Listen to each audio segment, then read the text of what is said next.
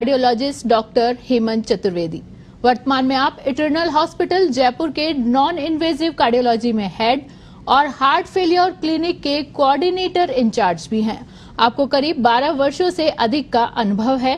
आप American college of cardiology के fellow के साथ यूरोपियन कॉलेज ऑफ कार्डियोलॉजी के सदस्य भी हैं। आपके कई शोध पत्र अंतर्राष्ट्रीय और राष्ट्रीय जर्नल्स में प्रकाशित हो चुके हैं। शो में आपका बहुत बहुत स्वागत है सर।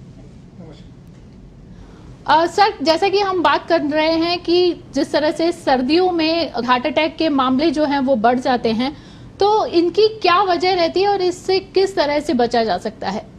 हाँ, ये एक बहुत अच्छा सवाल है। सर्दियां जैसे अब आ गई हैं और सर्दियों के जैसे हम देखते हैं कि सर्दियों के अंदर हार्ट अटैक के मामले ज़्यादा बढ़ जाते हैं। ऐसा क्यों होता है, मैं आपको इसके बारे में कुछ बताना चाहूँगा।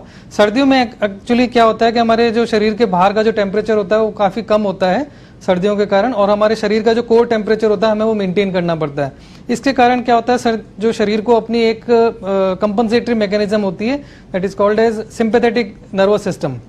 और सिंपैथेटिक नर्वस सिस्टम के एक्टिवेट हो जाने के कारण हार्ट की धड़कनें भी बढ़ जाती हैं, हार्ट के ऊपर वर्कलोड भी बढ़ जाता है।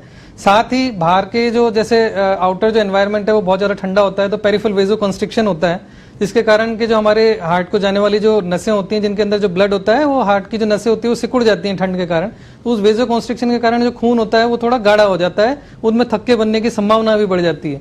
और ठंड में ये भी देखा गया है कि जो ब्लड की एक विस्कोसिटी होती है, जो श्यानता होती है, वो भी थोड़ी बढ़ जाती है। तो ये सारे जो कलेक्टिवली अगर हम देखें, इन सारे कारणों से सर्दियों के अंदर हार्ट अटैक होने की संभावना कुछ ज़्यादा बढ़ जाती है। अगर ये तो कुछ स्ट्रक्चरल कॉजेज हैं। अगर हम दूसरे कॉजेज पे जाएं कि सर्दियां आने के साथ साथ हम लोगों का एक जो शरीर में एक आलसपन आ जाता है, जो सर्दियों के कारण लोग वर्कआउट को छोड़ देते हैं, बाहर घूमने मॉर्निंग वॉक पे जाना है वो भी वो थोड़ा सा आलस खा जाते हैं और वो देखते हैं कि बहुत तेज ठंड है अभी मैं रहने देता हूँ। एक्सरसाइज भी बराबर नहीं कर पाते हैं। खाने पीने में अगर हम देखें तो उनका खाने पीने में भी गरिष्ठ भोजन का जैसे ज्यादा पेय पदार्थ होते हैं, मीठे जो होते हैं, या फिर अल्कोहल हुआ या स्मोकिंग हुई, सर्दियों का नाम लेकर इन सब चीजों का कुछ ज्यादा ही सेवन होता है। तो इन सब से हाई कैलोरीज मिलती है, और जैसे मैंने बताया आपको, अल्कोहल हुआ, स्मोकिंग हुआ, और जैसे गरिष्ठ खाना हुआ, एक साथ में ज्यादा अमाउंट में खाना खाना हुआ, ये सब सिनर्जिस्टिकली मिलकर कलेक्टिवली रूप से हार्ट अटैक का कारण बनते हैं और हार्ट के ऊपर वर्कलोड काफी ज्यादा बढ़ जाता है। सर, ऐसा क्यों होता है कि मतलब जिस तरह से बुजुर्ग जो हैं उनमें ही सर्दियों के टाइम पे जो है वो इसकी इंटेंसिटी जो है हार्ट अटैक होने की वो बढ़ जाती है? कौन से ऐसे लक्षण हैं जिसको दिखने पर अलर्ट रहने की इस समय जरूरत पड़ती है? हाँ, अब जहां तक लक्षणों की बात आती है तो लक्षणों में बहुत ये कॉमन है, जैसे आजकल आपने बहुत ज्यादा सुना होगा हार्ट अटैक्स, और इनके लिए कार्डियक डिजीज के लिए काफी ज्यादा अवेयरनेस रहती है। तो सबसे जो पहला लक्षण होता है वो छाती में दर्द है। बट छाती में दर्द में भी अगर आप कहें, जैसे मैं आपको दिखाऊं कि पिन पॉइंट जैसे मैं छाती पे करूं कि मेरे यहाँ दर्द है, तो जनरली इस तरह के दर्द को हम एटिपिकल चेस्ट पेन कहते हैं, फिर मस्कुलर चेस्ट पेन कहते हैं। हार्ट का जो भी जो छाती का दर्द होता है या हार्ट अटैक का चेस्ट पेन होता है, वो अगर जैसे मैं अगर इस मुट्ठी को बनाकर अगर अपने यहाँ चेस्ट पे रखूंगा तो ये इस तरीके का हार्ट अटैक का पेन होता है, ये लेवाइन साइन कहलाता है। और इस तरह का एक डिफ्यूज हार्ट पेन होता है। साथ में ये जो दर्द होता है वो जबड़े में जा सकता है, नेक में जा सकता है, कंधे में जा सकता है, या इस पूरी लेफ्ट आर्म के अंदर ये रेडिएट कर सकता है। और साथ में कुछ और सिम्टम्स भी होते हैं जो कि बताते हैं कि हमारे ये हार्ट अटैक का पेन है या छाती के कार्डियक डिजीज का पेन है, जैसे कि पर्सपिरेशन होना, पसीने से तरबतर हो जाना, या फिर सांस लेने में दिक्कत आना, सांस भारी आना, या कई बार धड़कनों का अनियमित हो जाना, पैल्पिटेशन होना। तो ये जो सारी एक सिम्टम्स होते हैं, ये एक वार्निंग सिम्टम्स होते हैं कि ये नॉर्मल एक, क्योंकि लेफ्ट साइड के जो चेस्ट के पेन होते हैं वो काफी कारण होते हैं, लगभग 10 से 15 कारण होते हैं जो लेफ्ट साइड के चेस्ट पेन होते हैं। सबका जो इंटरेस्ट रहता है वो रहता है ये कल को कोई हार्ट अटैक तो नहीं है, या कोई चेस्ट पेन या कार्डियक डिजीज का कारण तो नहीं है, क्योंकि वो फेटल हो सकती है। तो यहाँ हम लोगों को ये लक्षण जानने की जरूरत है और इनको समझने की जरूरत है कि जब भी आप इस तरह के लक्षणों को देखें कि आपको सांस लेने में तकलीफ हो रही है, चोकिंग या सफोकेशन सी फीलिंग हो रही है, पसीने से अचानक से आपको पसीने आ जाते हैं, या फिर जरा सा चलने करने के अंदर ही आपको सांस बढ़ने लग जाती है, छाती में दर्द हो जाता है, खाना खाने के ऊपर लंच या डिनर करने के बाद आपको अचानक से पसीना चढ़ के या फिर छाती में भारीपन हो जाता है जो असहनीय होता है, तो ये आपके हार्ट अटैक के लक्षण हो सकते हैं। जी, आपने डॉक्टर साहब बहुत सही बात बोली है कि डरने की जरूरत नहीं है, सिर्फ उन लक्षणों को पहचानने की जरूरत है, उन लक्षणों को समझने की जरूरत है कि अगर आपको सांस फूल रही है या फिर आपको एकदम से पसीना तेज आ रहा है तो हो सकता है कि वो हार्ट अटैक का एक कारण हो सकता है। ऐसा नहीं है कि वो हार्ट अटैक ही है, लेकिन एक कारण हो सकता है। लेकिन आप उन लक्षणों को लेकर अवेयर रहें और सही टाइम पे डॉक्टर को दिखाएं, तो आप हो सकता है कि आप स्वस्थ हों। डॉक्टर साहब, एक लाइफस्टाइल में बदलाव जो है वो कार्डियक डिजीज में उससे काफी इजाफा हुआ है। ऐसे में कहा जाता है कि स्ट्रक्चरल हार्ट डिजीज विशेषज्ञों से सलाह लेनी चाहिए। इसके बारे में हमारे दर्शकों को थोड़ा कुछ समझाएं। जी बिल्कुल। ये दो तरह की चीजें हैं। पहली चीज जो मैं लाइफस्टाइल के बारे में बताता हूँ और खासकर युवाओं के लिए बताता हूँ, जो ये आज हमारी ये जो यंग जनरेशन है, आपने देखा होगा कि आजकल की जो यंग जनरेशन है उनमें ओबेसिटी, जो ओवरवेट, जो शरीर का जो वेट है वो ज्यादा आपको मिलता है। उसका रीजन है क्योंकि पहले के जमाने में आपने देखा होगा कि हमारे भारत के अंदर सारे जो इतने आपको भौतिक संसाधन नहीं मिलते थे, इतने लिफ्ट्स, एलिवेटर्स नहीं थे, इतनी गाड़ियां, इतने कारें, ये सारी चीजें नहीं थी। आज के जमाने में आप देखेंगे ज्यादातर सीडेंटरी जॉब होता है, बैठे बैठे रहने का काम होता है। इतने सारे भौतिक संसाधन आ चुके हैं, हर चीज रिमोट से ऑपरेटेड होती है, लिफ्ट, एस्केलेटर्स, एलिवेटर्स, सब कुछ अवेलेबल है। सेकंड थिंग अगर हम देखेंगे तो वो है युवाओं के अंदर, जनरेशन के अंदर स्टेटस सिंबल्स, अल्कोहल, मादक पदार्थों का, ड्रग्स का सेवन, ये सारी चीजें आजकल एक स्टेटस सिंबल है। और पीयर प्रेशर का उनके ऊपर इतना एक प्रेशर रहता है अपने साथी लोगों का कि अगर वो लोग अगर इन चीजों का सेवन नहीं करेंगे तो वो आउटडेटेड कहलाएंगे या फिर उनका कोई स्टेटस नहीं कहलाएगा। साथ में आपने देखा होगा कि एक्सरसाइज या फिर जितना भी वर्कआउट और ये है, वो या तो अगर वो करेंगे वो केवल फैशन के लिए करेंगे, वो जाएंगे जिम के अंदर, वो जस्ट स्टेटस सिंबल के लिए। तो ये सारी चीजें एक कलेक्टिवली रूप में अगर आप देखेंगे कि अल्कोहल का सेवन करना है, ड्रग्स का सेवन करना है, तो जो इंडिया के अंदर बाहर जो अगर 50 साल की उम्र में अगर कार्डियक डिजीजेज आते हैं, हार्ट अटैक के केसेस आते हैं, इंडिया के अंदर बहुत प्रिमिटिव स्टेज के अंदर, इवन 10 साल पहले, 40 साल या 30 साल की, हमने 30 साल या 25 साल की उम्र के भी ऐसे व्यक्ति देखे हैं जिनके अंदर के हार्ट अटैक हुए हैं, चाहे वो कोकेन को लेने के कारण हुआ हो या कोई ड्रग पार्टी करने के कारण हुआ हो या अल्कोहल के अधिक सेवन करने के कारण हुआ हो। तो युवाओं के अंदर काफी ज्यादा ये केसेस देखने को मिल जाते हैं आजकल की जो लाइफस्टाइल के कारण। सेकंड चीज जो है वो है structural heart disease. Structural heart disease को समझना बहुत जरूरी है। जैसे एक नॉर्मल हमारा हार्ट होता है, उसमें 4 चैम्बर्स होते हैं। तो जो एक हार्ट के अंदर जो एक नॉर्मल चैम्बर्स होते हैं, जो उसकी नॉर्मल संरचना होती है, अगर उसकी स्ट्रक्चर में कोई भी बदलाव है, उसके कारण अगर हार्ट के फंक्शन में कोई किसी तरह की कोई दिक्कत आती है, तो एक स्ट्रक्चरल हार्ट डिजीज कहलाती है। जैसे हार्ट के 4 चैम्बर हैं, चारों चैम्बर में 4 वाल्व्स भी होते हैं, और उन वाल्व्स के अंदर किसी तरह का कोई सिकुड़न हो या उनके अंदर किसी तरह का लीकेज हो, या अगर जैसे हार्ट के जो चैम्बर्स के बीच में जो दीवारें होती हैं, पर्दा होता है, उसमें अगर किसी तरह का छेद है या एबनॉर्मल कनेक्शंस हैं, तो ये चीजें कहलाती है स्ट्रक्चरल हार्ट डिजीज। और इनको जो ट्रीट करते हैं आजकल नॉन इन्वेजिव तरीकों से, उन्हें स्ट्रक्चरल हार्ट डिजीज स्पेशलिस्ट भी कहते हैं। जी, आपने बहुत अच्छी तरीके से बताया है कि किन डॉक्टर्स को जो है स्ट्रक्चरल हार्ट डिजीज स्पेशलिस्ट कहा जाता है। डॉक्टर साहब, इसमें कुछ ये चीज बताइए कि क्या कोई ऐसी जांचें होती है जिससे कि आर्टरी में ब्लॉकेज का पता लगाया जा सकता है? किस किस तरह की ये जांचें होती हैं? जी बिल्कुल, बहुत आसान है कुछ जांचें। जब भी किसी व्यक्ति को जैसे कोई इमरजेंसी में आता है, उसको चेस्ट पेन हो रहा है, मान लीजिए आधा घंटे से चेस्ट पेन हो रहा है, उसको पसीने आ रहे हैं, उसको सांस में दिक्कत हो रही है, तो सबसे जो बेसिक एक इन्वेस्टिगेशन होता है वो होती है ईसीजी, इलेक्ट्रोकार्डियोग्राफी। एक ग्राफ पेपर होता है, उस पर आपने देखा होगा कुछ काली सी रेखाएं होती हैं जो ऊपर नीचे रहती हैं। वो जो कार्डियोलॉजिस्ट होते हैं उनको देखकर वो ईसीजी एक सबसे सस्ता, सुंदर, टिकाऊ, मैं अगर कहूंगा आपको, तो वो एक टेस्ट है जिससे हम सबसे पहले पता लगा सकते हैं कि किसी पेशेंट को अगर हार्ट का जो चेस्ट का पेन है वो हार्ट अटैक है या नहीं है। ईसीजी के अंदर कुछ चेंजेस होते हैं, उनको पढ़कर हम बता सकते हैं कि हार्ट अटैक है नहीं। कई बार आपने देखा होगा कि जो आप किसी व्यक्ति के चेस्ट पेन है और ईसीजी एकदम नॉर्मल आती है, उसका जरूरी नहीं है कि वो ईसीजी नॉर्मल है तो उसको चेस्ट पेन या हार्ट अटैक नहीं है। कुछ उसके जो अगले टेस्ट होते हैं उनका नाम होता है जैसे इकोकार्डियोग्राफी। इकोकार्डियोग्राफी एक हार्ट की सोनोग्राफी टाइप जांच होती है, जिसके अंदर हम सोनोग्राफी के माध्यम से चेस्ट की सोनोग्राफी करते हैं। उसके हम हार्ट की संरचना को देखते हैं, स्ट्रक्चर को देखते हैं, दोनों चैम्बर्स नॉर्मल हैं, चारों चैम्बर्स नॉर्मल हैं कि नहीं है, और चैम्बर्स में उनकी जो वॉल मोशन है, जो उनकी जो मूवमेंट है, वो कॉन्ट्रैक्टिलिटी है, वो नॉर्मल है कि नहीं है, किसी वाल्व में कोई सिकुड़न तो नहीं है, कोई लीकेज तो नहीं है, कोई छेद तो नहीं है, ये सारी चीजें। इसके अलावा भी कुछ टेस्ट होते हैं, जैसे कुछ ब्लड टेस्ट होते हैं, जो हार्ट के कुछ एंजाइम्स होते हैं जिन्हें कार्डिक एंजाइम्स कहते हैं। ये कहलाते हैं ट्रोपोनिन, सीपीकेएमबी या मायोग्लोबिन, कुछ एंजाइम्स होते हैं। तो ये जब भी किसी व्यक्ति के कार्डिक इंसल्ट होती है या हार्ट की मसल में किसी भी तरह की कोई इंसल्ट होती है या नेक्रोसिस होता है, तो ये जो एंजाइम्स होते हैं वो तुरंत बढ़ते हैं।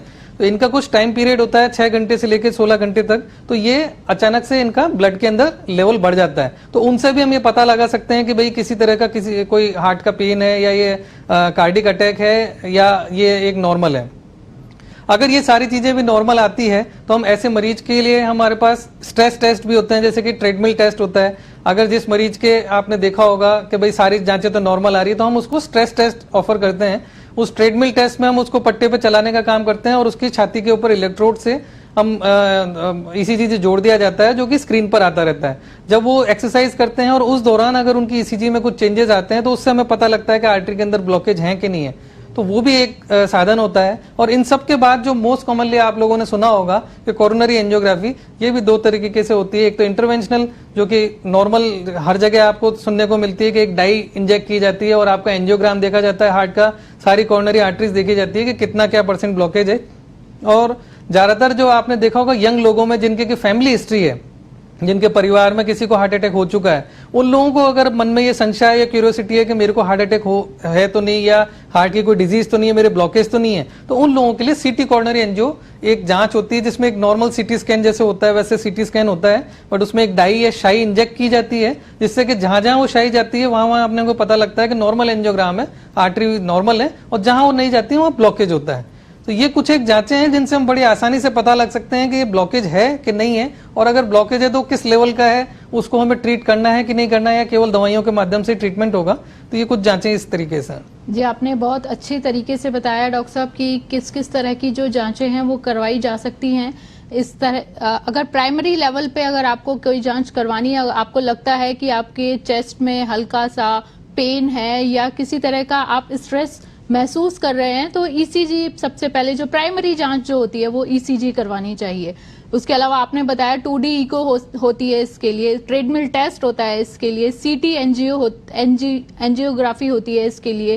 तो इस तरह के जो टेस्ट हैं उसके जरिए जो है आप हार्ट की अपने जांच करवा सकते हैं, लेकिन विशेषज्ञ डॉक्टर जो हैं उनकी सलाह से ही ये जांचें करवाएं, अपनी तरफ से ये जांचें ना करवाएं।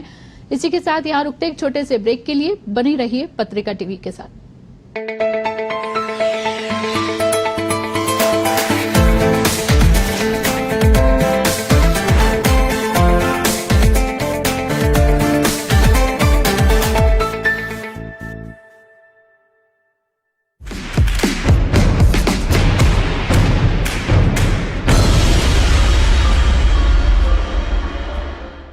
सावधान, ये 4 ऐप कर रही आपका खाता साफ।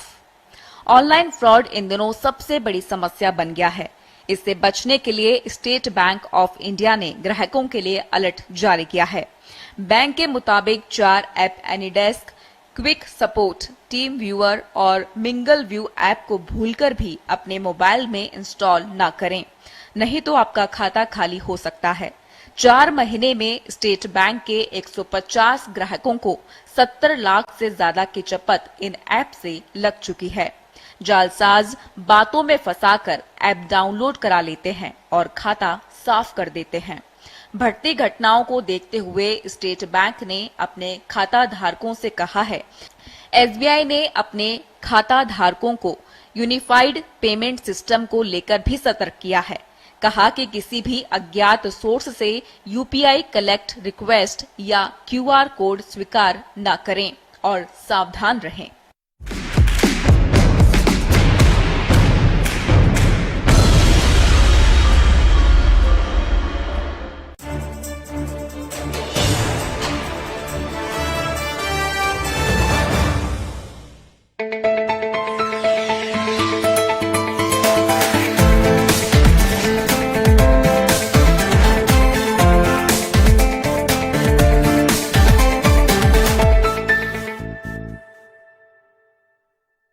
ब्रेक के बाद आपका एक बार फिर स्वागत है। हम बात कर रहे थे सर्दियों में कार्डियक डिजीज जो है वो किस तरह से बढ़ जाती हैं और इसमें किस किस तरह की जो है जांचें करवाई जाती है। तो इस पर बात कर रहे हैं हमारे साथ में डॉक्टर हेमंत चतुर्वेदी। डॉक्टर साहब, युवाओं में भी तेजी से हार्ट अटैक के मामले बढ़ रहे हैं, इसकी वजह क्या है?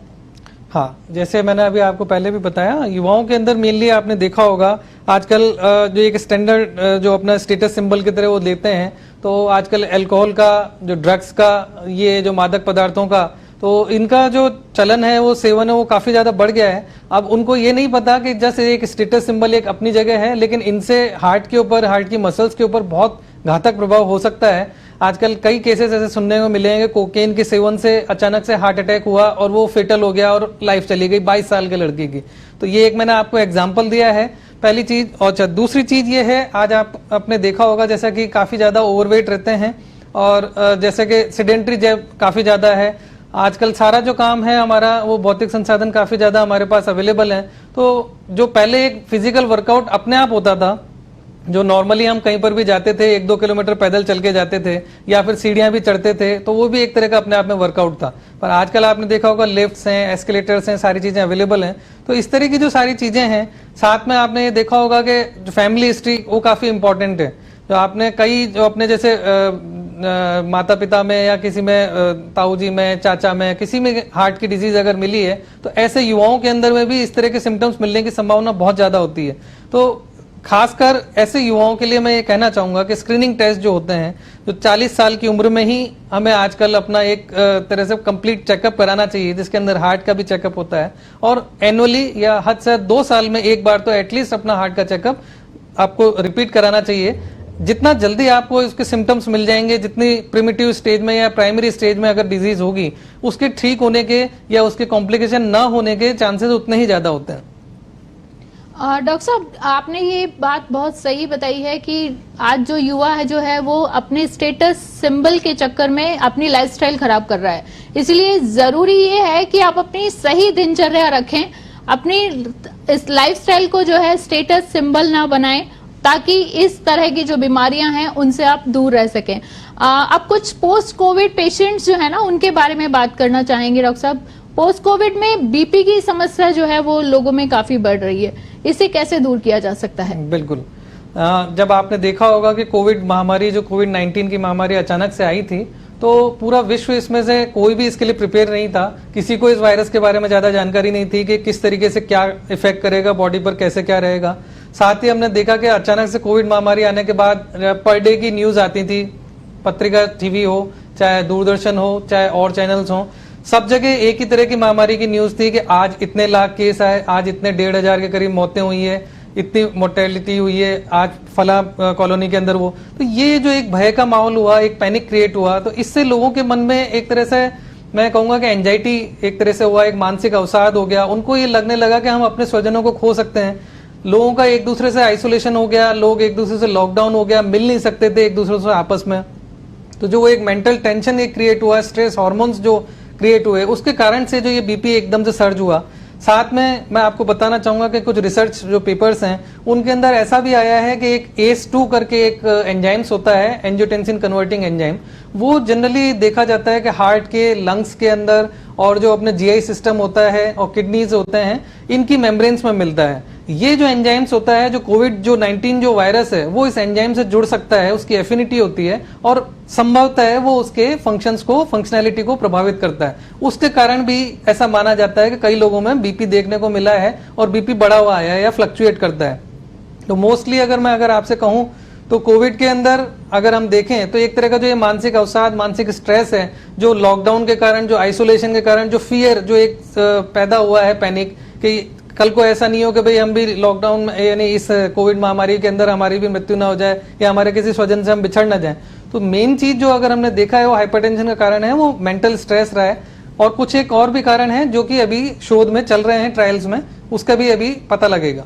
जी डॉक्टर साहब, पोस्ट कोविड के मरीजों को जो है मेंटल स्ट्रेस से स्पेशली जो है वो दूर रहने की ज्यादा जरूरत है, और उसके लिए वो अपनी दिनचर्या में शामिल कर सकते हैं, योग को शामिल कर सकते हैं और दूसरी तरह से अपनी दिनचर्या जो है वो सही कर सकते हैं। इसके लिए उन्हें ज्यादा कुछ डरने की जरूरत नहीं है। अगर वो सही दिनचर्या रखेंगे अपनी, तो बेशक इस बीमारी से निजात पा सकेंगे। दिल के मरीजों में सर्दियों में किन किन बातों का उनको ध्यान रखने की जरूरत होती है? जी, ये बहुत अच्छा सवाल है।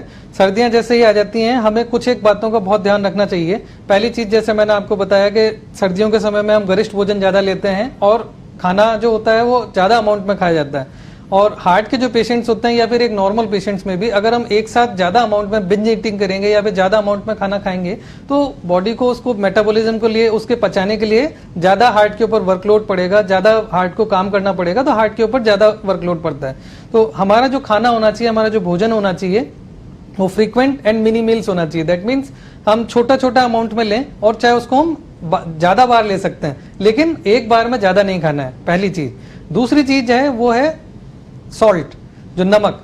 जहां तक हमने देखा है कि जो स्वस्थ मरीज जो होते हैं, जो स्वस्थ जो लोग होते हैं, उनको दिन भर के अंदर 5 ग्राम से कम अमाउंट में सॉल्ट लेना चाहिए। और जो एक कार्डिक जो डिजीज वाले जो मरीज होते हैं, जिनको कि हार्ट डिजीज होती है, उनको 2.5 ग्राम से 24 घंटे के अंदर 2.5 ग्राम से कम नमक लेना चाहिए। एक्चुअली नमक जो वाटर को अंदर जाकर वाटर के साथ रिटेन करता है और वाटर रिटेंशन करता है, और हार्ट की जो ब्लड वेसल्स होती हैं उनको फुलाने का काम करता है, उनके ऊपर अधिक दबाव डालने का काम करता है। तो सॉल्ट को हमें जितना कम हो उतना, जितना रोटी सब्जी में है वो पूरा लीजिए, लेकिन टेबल सॉल्ट्स को ज्यादातर हो सके तो अवॉइड कीजिए। अलग जो और चीजें हैं उसमें ये है कि जैसे हमारे यहाँ पर प्रचलन है कि morning walk, early morning walk, लोग 4:30-5 बजे अर्ली मॉर्निंग वॉक के लिए निकलते हैं। सर्दियों के समय में स्पेशली कहूंगा, जब शीतलहर चलती है तो कोल्ड जो एकदम जो शीतलहर होती है उसके कारण से पेरिफेरल वेसोकॉन्स्ट्रिक्शन होता है, और जो हमारे शरीर की जो ब्लड वेसल्स होती है उनमें एकदम सिकुड़न आती है। उससे हार्ट को जाने वाली ब्लड वेसल्स के अंदर भी ब्लड का अवरोधन होता है, और उसके कारण हो सकता है कि एंजाइना हो या फिर हार्ट अटैक हो। तो जहां तक हो सके गुनगुनी धूप के अंदर ही हमें घूमने जाना है, कभी भी ठंडी शीतलहर के अंदर नहीं जाना है। साथ में हमें जब नहाते टाइम में भी, आपको कुछ लोगों का मानना होता है कि गर्म पानी से नहीं नहाना चाहिए, बट मैं ये कहना चाहूंगा तेज ठंडे पानी से नहाने से हार्ट अटैक भी हो सकता है और कई बार एंजाइना के सिम्टम्स भी आ सकते हैं। आपको गुनगुने पानी से नहाना चाहिए। साथ में जब भी जो हार्ट डिजीज वाले पेशेंट्स होते हैं उनको एस्पिरिन की टेबलेट और एक नाइट्रोग्लिसरीन जो जीभ के नीचे रखने वाली टेबलेट्स होती है उनको अपने साथ में पिक पॉकेट रखना चाहिए। अगर कभी भी उनको इस तरह के सिम्टम्स आते हैं कि छाती में भारीपन है, सांस लेने में परेशानी है, अचानक से पसीना है, तो वो उन दवाओं को अचानक एकदम से लेकर, तुरंत लेकर, और किसी भी तरह के खतरे से बच सकते हैं। आपने 2 बातें जो है वो सबसे अहम बताई हैं कि एक तो गुनगुनी धूप जब निकले तो आप वॉक के लिए निकलें, दूसरा गुनगुने पानी से नहाएं, बिल्कुल ठंडे पानी से बिल्कुल ना नहाएं, और उसके अलावा इस टाइम पे सर्दियों में ये सोचकर बिंज ईटिंग ना करें कि सर्दी का वक्त है और हमें किसी भी तरह की, और जिस तरह की गर्मियों में बीमारियां होती है वो उस तरह की प्रॉब्लम्स नहीं होंगी।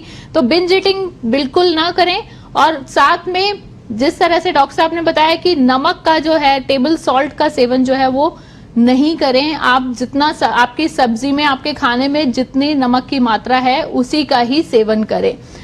तो यहाँ रुकते हैं एक छोटे से ब्रेक के लिए। बने रहिए पत्रिका टीवी के साथ।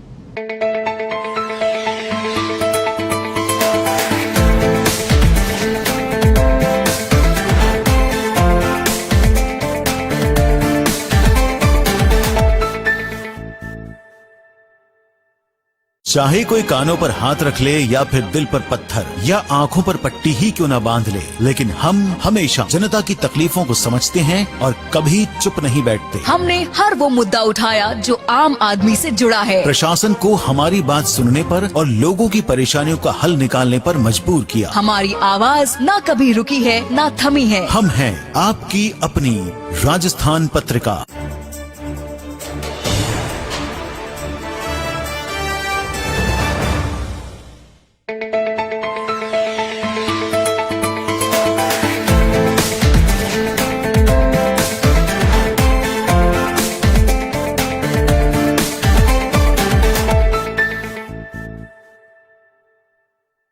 ब्रेक के बाद आपका एक बार फिर स्वागत है। डॉक्टर साहब, एक चीज बताइए कि जिन लोगों को हाई बीपी की समस्या होती है उन्हें नियमित दवा लेने की जरूरत होती है। ये दवाइयां उम्र भर चलती है या फिर लाइफस्टाइल में बदलाव करके बीपी को क्या कंट्रोल किया जा सकता है? जी, ये एक बहुत अच्छा सवाल है। हमारे पास यंग फेज में या फिर यंग एज में कई ऐसे युवक युवतियां आते हैं जिनका जो बीपी होता है वो 20 साल 25 साल की उम्र में, 30 साल की उम्र में देखने को मिलता है कि उनका बीपी जो होता है वो 170, 180 या फिर 190 के आसपास होता है, सिस्टोलिक बीपी। और ऐसे लोगों के अंदर अगर हम जैसे उनको बताते हैं कि आपको लाइफस्टाइल मॉडिफिकेशन करना है, थोड़ा वर्कआउट करना है, ब्रिस्क वॉकिंग करनी है, आपको थोड़ा नमक कम खाना है, खाने पीने का ध्यान रखना है, आपको जो जैसे अल्कोहल है और इन सारी चीजों से दूर रहना है, तो और साथ में हम उनको जैसे मेडिकेशन प्रेफर करते हैं, तो उन लोगों का पहला सवाल यही होता है कि साहब ये दवा एक बार ली और जिंदगी भर लग जाएगी, छूटेगी नहीं। लेकिन मैं यहाँ आपको ये वाली बात बताना चाहूंगा कि इनिशियल में जब हम लोग ये दवाएं चालू करते हैं, क्यों? क्योंकि हम किसी भी तरह के एंड टारगेट ऑर्गन्स की कॉम्प्लिकेशंस को बचाने के लिए दवाएं चालू करते हैं, क्योंकि वो एक्यूट फेज होती है, उस समय बीपी बहुत ज्यादा होता है, दिमाग की नसें बहुत तनी हुई होती हैं, गुर्दों को जाने वाली जो नसें होती हैं उनमें भी सिकुड़न होती है, तो उस समय हमें दवाएं देनी पड़ती है। बट इसका मतलब ये नहीं है कि दवाएं हटाई नहीं जा सकती हैं। अगर हम लाइफस्टाइल को अच्छे से मॉडिफिकेशन को अपनी लाइफ में उतार लेंगे और उसको बिल्कुल जैसा कहा है वैसा का वैसा करेंगे, तो ये दवाएं काफी मात्रा में हम डोजेस कम कर देते हैं, कई बार तो बंद भी हो सकती हैं। जी, आपने जो बात बताई है उसका बेशक जो है दर्शक जो है जो सुन रहे हैं वो ध्यान रखेंगे इस चीज का। ये सवाल जो है आप अक्सर जो है हर मरीज पूछता भी है और अब शायद उनको उनके सवालों का जवाब जो है आपके माध्यम से मिल गया होगा। डॉक्टर साहब, एक चीज और बताएं कि हार्ट हेल्थ के बारे में लोगों का मानना ये रहता है कि साधारण नमक के बजाय सेंधा या काला नमक खा लेना फायदेमंद है, क्या ऐसा है? और इसके बारे में हमारे दर्शकों को बताएं कि क्या ये सही है? दिन भर की डाइट में कितनी मात्रा में नमक का सेवन करना चाहिए? जी, जैसा मैंने आपको बताया कि दिन भर के अंदर एक स्वस्थ व्यक्ति को 5 ग्राम या उससे कम हो सके तो नमक का इस्तेमाल करना चाहिए। और मेन फंडा ये रहता है कि रोटी सब्जी में जितना नमक है आप पूरा ले सकते हैं, उसके अलावा जो अचार हुआ, पापड़ हुआ, जो एक्स्ट्रा चीजें हैं उनको जितना कट कर सकें वो कर सकें, या टेबल सॉल्ट्स को बिल्कुल अवॉइड करें।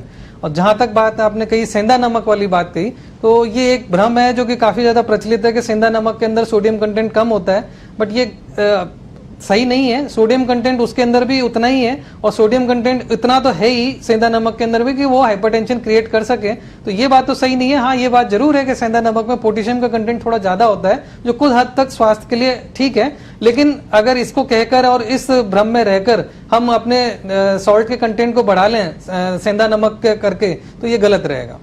आपने नमक की बात तो बताई, अब डॉक्टर साहब तेल की बात भी कर लें, क्योंकि ये सबसे ज्यादा जो है वो इफेक्ट डालता है हार्ट की हेल्थ के ऊपर। कौन सा तेल जो है, क्योंकि बाजार में आजकल कई तरह के तेल हैं, तो कौन सा तेल जो है वो हार्ट के लिए फायदेमंद हो सकता है?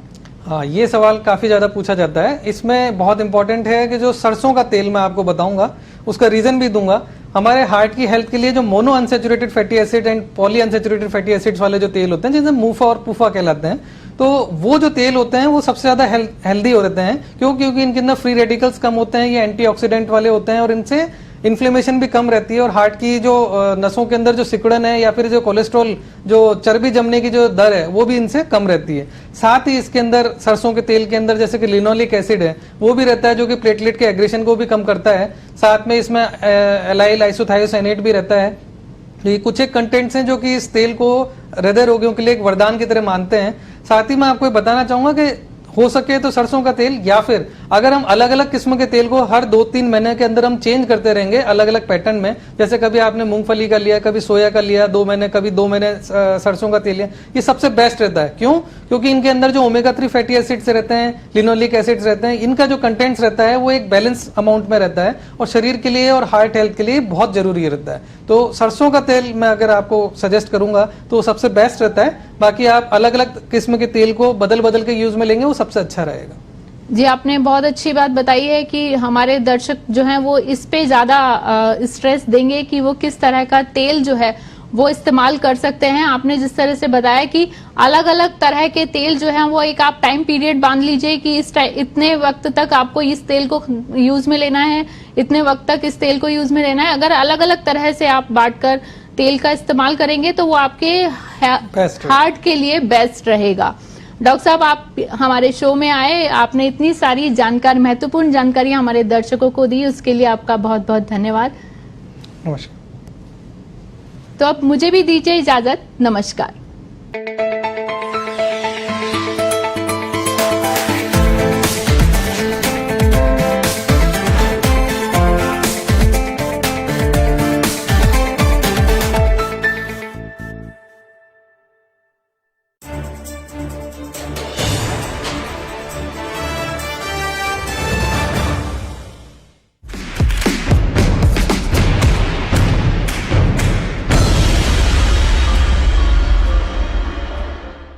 सावधान, ये 4 ऐप कर रही आपका खाता साफ। ऑनलाइन फ्रॉड इन दिनों सबसे बड़ी समस्या बन गया है। इससे बचने के लिए स्टेट बैंक ऑफ इंडिया ने ग्राहकों के लिए अलर्ट जारी किया है। बैंक के मुताबिक 4 app AnyDesk, quick support, team viewer और मिंगल व्यू ऐप को भूलकर भी अपने मोबाइल में इंस्टॉल न करें, नहीं तो आपका खाता खाली हो सकता है। 4 महीने में स्टेट बैंक के 150 ग्राहकों को 70 लाख से ज्यादा की चपत इन ऐप से लग चुकी है। जालसाज बातों में फंसाकर ऐप डाउनलोड करा लेते हैं और खाता साफ कर देते हैं। बढ़ती घटनाओं को देखते हुए स्टेट बैंक ने अपने खाता धारकों से कहा है। एसबीआई ने अपने खाता धारकों को यूनिफाइड पेमेंट सिस्टम को लेकर भी सतर्क किया है। कहा कि किसी भी अज्ञात सोर्स से यूपीआई कलेक्ट रिक्वेस्ट या क्यूआर कोड स्वीकार न करें और सावधान रहें।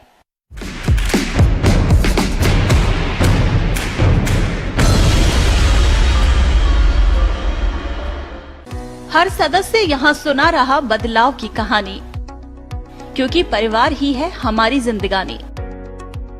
बदल गया है अपना परिवार, नया जैसा मिल रहा हर बार। हेल्थ के टिप्स हो, चाहे आज के इस पेंडेमिक दौर में पॉजिटिव एनर्जी की संचार की बात हो, परिवार का परिशिष्ट जो आता है पत्रिका के साथ में, वो मेरे परिवार का एक अभिन्न हिस्सा बन गया है। आई कांग्रेचुलेट राजस्थान पत्रिका